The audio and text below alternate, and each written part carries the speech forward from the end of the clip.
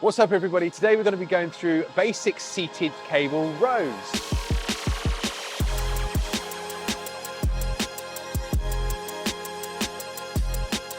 Now, even though it's a basic exercise, I want to show you how to master it. I want to show you some of my favorite techniques. I want to show you some of my favorite intensity techniques. I want to show you some different grip positions and ways you can enhance your training for better results. So check this video out if you want to learn more about seated cable rows. Okay, so basic technique to start with.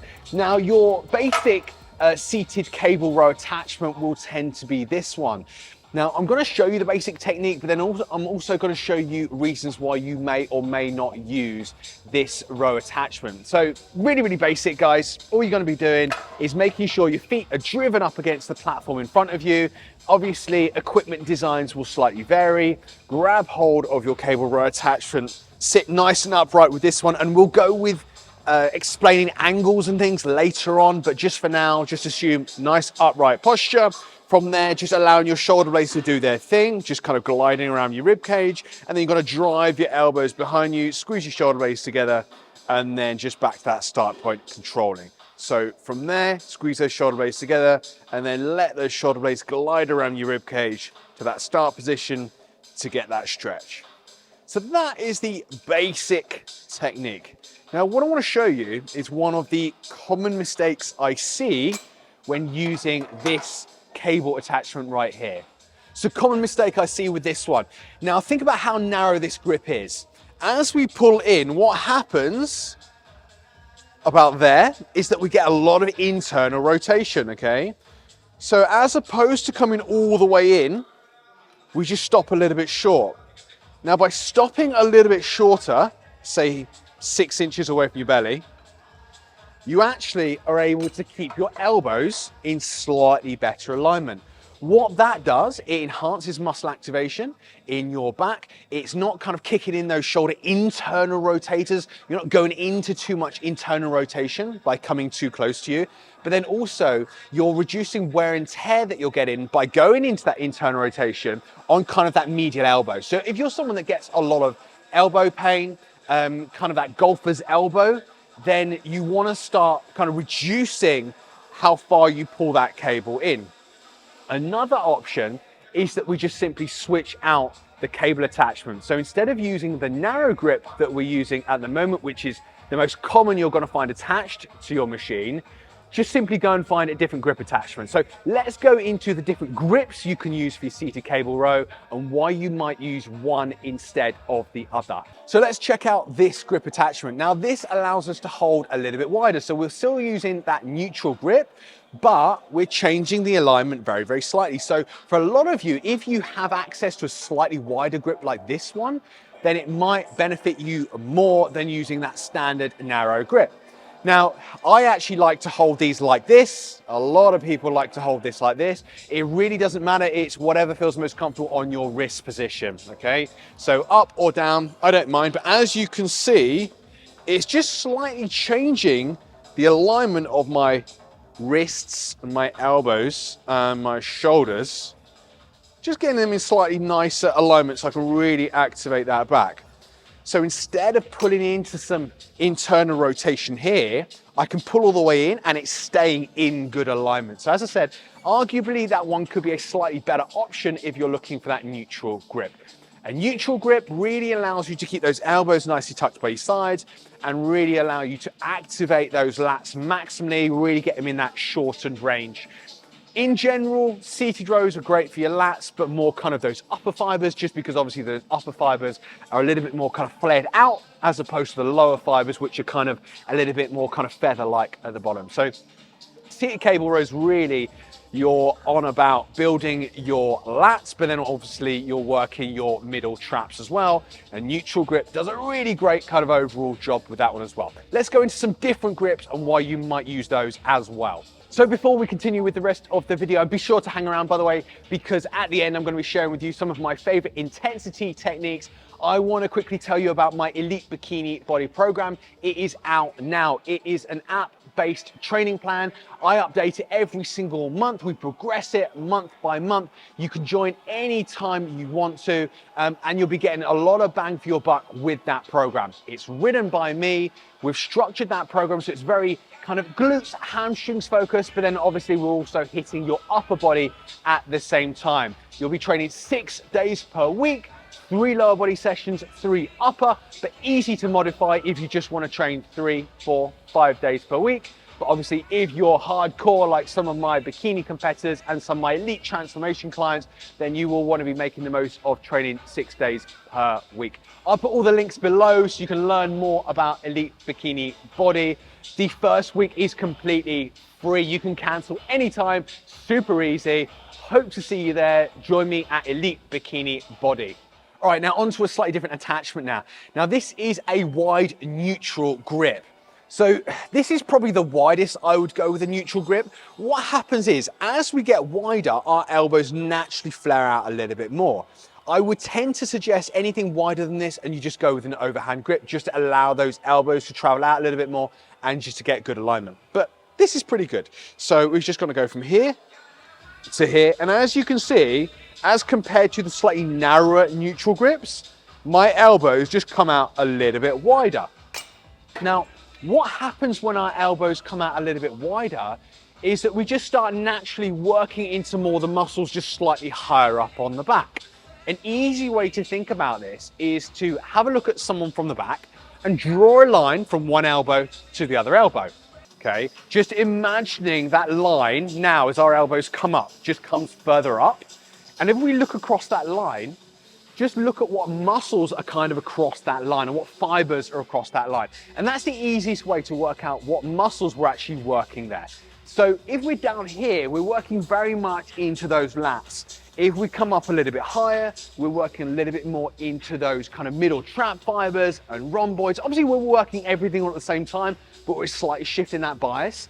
And then as soon as we come all the way up here, our elbows are nice and high. We're really in nice alignment to hit those rear delts. So as soon as we start going to a wider grip where it encourages our elbows to go higher, then we're working more into those rear delts. Obviously, we're working into the rest of our back as well at the same time, but that's the easy way to think about it when it comes to changing your grips and using different grips based on the areas of your back that you're trying to target most. And obviously, look, we're talking about refining here. We're not necessarily talking about like the exercises that you want to be using as a beginner. We want to be nailing those meat and potatoes exercises using a consistent grip.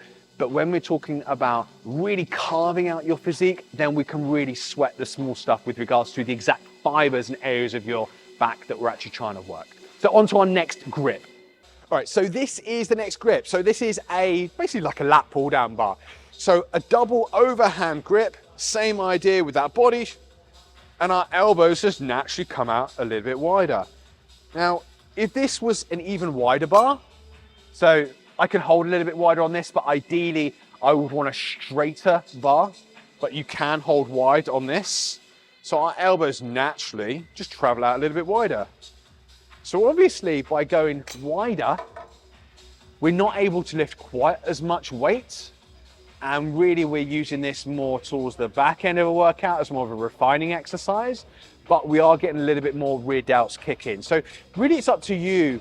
The grip that you're using is based on your body structure, your strengths, your weaknesses, and ultimately the areas of the body that you're trying to refine, okay? So we're gonna go on to one more grip, which is a rope attachment.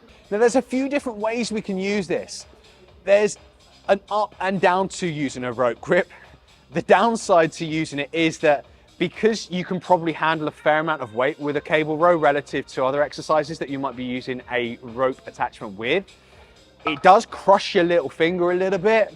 So if I'm in there, my little finger, like I'm not lifting a lot of weight here, I'm just using this for demo purposes, but my little finger gets a little bit more crushed. So really, it's up to you whether you want to use a rope attachment in the first place, just purely down to whether it's comfortable. If it's not comfortable, don't do it. If it is, it can be really, really useful. Now you can just hold it kind of in more of like a neutral grip if you want to. It's nice alignment on the wrists and you can use it like your neutral kind of cable attachment. You can also have it with a slightly more underhand grip to drive those elbows underneath a little bit more. We might arguably get a little bit more into those lats because we're able to tuck our elbows more. And we might be able to get a little bit more of a stretch with that as well. So as I said, completely up to you whether you do want to use a rope attachment. I say it's 50-50, whether it's more pain than what it's worth, but it can be useful from more of a refining standpoint. So let's go on to some slightly different variations of the seated cable row now. All right, scrap that. We're not going to be showing you different techniques. The gym manager's just come over to me because he's got some new toys. So he's got some new grips. These are like kind of like mag grip imitations. So I'm just going to show you a few different ways that you could use these as well. Now, the one that we've got on here, you can either use as an overhand grip or an underhand grip. The reason why you might use grips like these is that they really are pretty nice on your wrists and your elbows. If you're someone that tends to have some wrist pain, some elbow pain, then switch out to like a mag grip or something similar to a mag grip like these, and you will tend to find that your wrists in particular do tend to feel a little bit better after a few weeks. They're also pretty nice to grip. You don't tend to need to use anything like a Versa grip or anything to kind of get a good grip of these. They are really good just as an all-rounder. And as I said, you can get some mag grip imitations like these, which arguably are just as strong for probably half the price. So underhand grip. So same idea, same reason we might use an underhand grip as explained before. So you can use these with an underhand grip, or you can flip it over and you can use it with an overhand grip as well. So that's one. Gym manager's got loads of these. He wanted me to kind of demo with all of them, but I just said, just give me two. So here's the second one. Again, this is very similar to the one that we showed you with the wider neutral grip, but the difference with these is just how you grip them, slightly nicer on your wrists. So it's a wide neutral grip, those elbows flare just a little bit wider, and that feels pretty good to use on your joints. So thank you, gym manager, for sharing your new toys. Let's get back to what we were going to do, which is some slightly different variations using the basic grip, but slightly different body positions. Okay, so kicking off with a controversial technique. So what we're going to do with this one is actually allow ourselves to come forwards and backwards as we row out and then back in, okay? So as we row forwards, we can slightly lean forwards. Now, when we're leaning forwards, we're trying to hinge off the hips. We're not rounding the upper back out, we're hinging off the hips and just creating almost more of a vertical pulling angle. And then when we come back, we're not using momentum to bring our hips back or to extend our hips. We're just simply getting into more of an upright position when we come back, okay? So it's not this thing here, you might call them kind of like Ronnie Coleman rows or something like that, okay? We're actually purposefully hinging our hips, allowing a little bit more of a stretch in our lats, getting a little bit more into kind of those lower lat fibers because we're changing it to a slightly more vertical pulling motion. And then as we come back, we're not using momentum, we're driving our elbows back and getting upright. So we're there, so stretch those lats to there, and then trying to maximally shorten as we get to the top. So this is a really great one if you are trying to hit slightly more into those kind of middle lower lat fibers. If you really obviously want to hit those lower fibers, arguably you just want to be doing more of a like a pull down type motion. But this can be a good way to shift the bias of your rows. So yeah, looks a little bit controversial because I think like a basic personal training school, you're told not to hinge your hips, stay in that strict upright position, but different horses for different courses at the end of the day. And this one is really good from more of a kind of lower lats perspective versus your standard, more strict version, okay? So slightly different way to do these now. So using the exact same attachment, we're gonna do something called rhomboid rows. So rhomboid rows are where we're imagining or kind of purposely trying to rip that cable apart or rip the attachment apart as we pull in. Now what happens by doing that is that our elbows naturally travel out, but by imagining we're ripping apart that cable attachment, we're allowing our rhomboids to be activated a little bit more. So if your rhomboids are lacking a little bit, then that's a good option. Obviously, We're not actually ripping apart the iron. We're not that strong, or at least I'm not anyway. Some of you might be. But the intent to try to rip it out just creates a slightly different stimulus from your back. It's one of those where, again, you're not going to be using this as a meat and potatoes exercise, but more towards the back end of your back workout, trying to vary up the angle, trying to hit some different fibers, then it's an excellent option. These ones I learned originally from, I think, Christian Thibodeau, maybe 15 years ago or so. He popularized these, but rhomboid rows, that's another great option, another way to do your seated cable rows. Motorcycle rows. Motorcycle rows are where you're just hovering off the seat.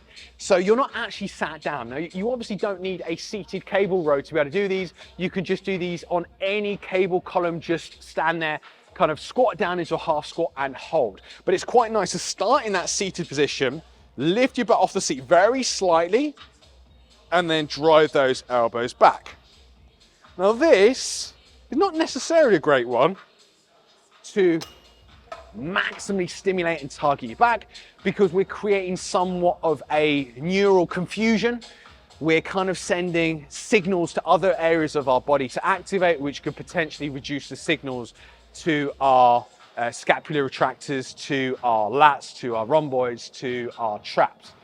But it is a really great exercise to improve that kind of neural efficiency of our entire posterior chain working together.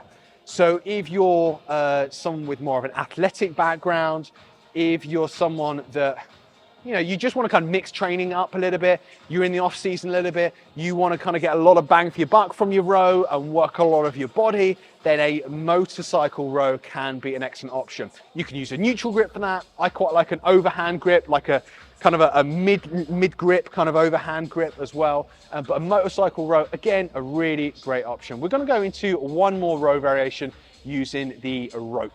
Dante rows. There's a few different ways you can do this. Now you can get yourself all the way behind here and support those knees up against the bench. You can also start from this position.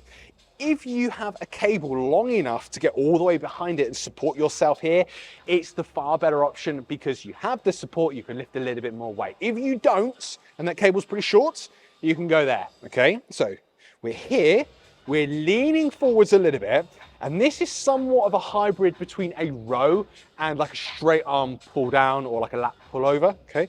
So we're here to here, okay? So we're driving those elbows down by our pockets and then getting a full stretch of our lats at the top. So just by having our body bent over, we're creating more of a vertical pulling motion, which works a little bit more, as I said before, into those lower lat fibers. So again, I would not use this as one of your key lifts, your meat and potatoes exercises, but from a refining standpoint, excellent option, really, really good. I would think of this one as an alternative to like a pullover or straight arm lat pull down, more towards the back end of your workout or towards the start if you feel the need to pre-fatigue. We'll maybe do a video in the future about pre-fatiguing and why you may or may not do it, because again, it's a bit of a subject at the moment, whether it's beneficial. But as always, I'm going off tangent and talking about something else.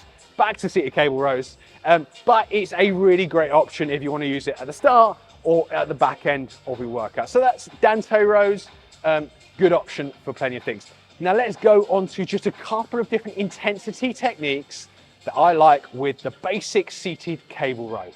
So first intensity technique I'm going to share with you is a preset ISO hold. Really big fan of these for seated rows. The reason you might use a preset ISO hold with seated rows is to enhance that connection with your back. So if you have a hard time feeling rows in your back and in the area of your back that you want to be feeling them, then a preset ISO hold can really come in handy here. So all we're going to be doing is just driving our elbows back and holding there and squeezing as hard as we possibly can, really focusing on that area that we're trying to target and activate.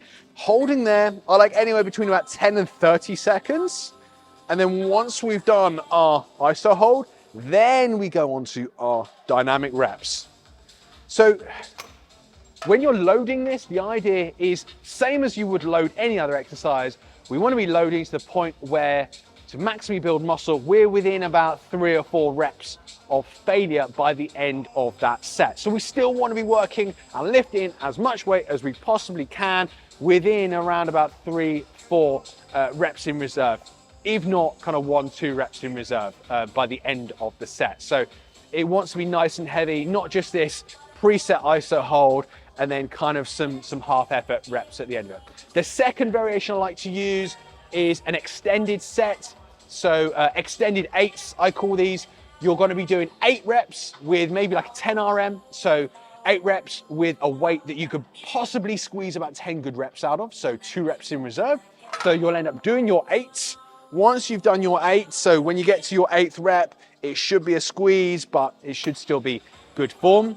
Rest for about 10 seconds. I tend to say about 2 good breaths, and then do as many more strict reps as you can. You'll then go again, do your reps, and then you'll rest for another 10 seconds or around about 2 breaths, and then go again, okay? So we've gone 3 times. So you might have done 8, 5, 6, and then maybe 2, 3, 4 reps with about a 10-second rest between each one. So instead of doing something like 8 to 10 reps with a standard weight we would have used for that 8 to 10 rep range, we've probably ended up doing closer to maybe 15 plus reps with that exact same weight. So really great intensity technique to kind of take things to another level and allow you to do more reps with the same weight as you otherwise would. And that's how we create a really potent hypertrophy stimulus from doing that style of extended set. So hopefully you've enjoyed today's YouTube video. Really just wanted to take you over some quick variations. I know we breezed through that video quite fast, but I want to share as much as we can what's keeping your attention in a nice, relatively short video. Show you lots of variations, show you lots of things you can take home with you, and some intensity techniques that you can use as well. Any questions, any follow-up from this, drop them in the comments below. And remember the Elite Bikini Body Program, if you want to follow some of my programming to make sure you stay on track, especially during this time of year when it's hard to kind of stick to a specific training plan. You're here, there, and everywhere, you're traveling. It's nice to have a training plan to follow without having to think too much. So Elite Bikini Body, I'll put the link for that below. If you want to work with me through coaching, that's my Elite Coaching Program where you work with me one-to-one. I will put the link below as well. Obviously, there's limited spaces for that. Hopefully see you next time. And remember, if you do want to see me next time, make sure you don't miss it by hitting the subscribe button.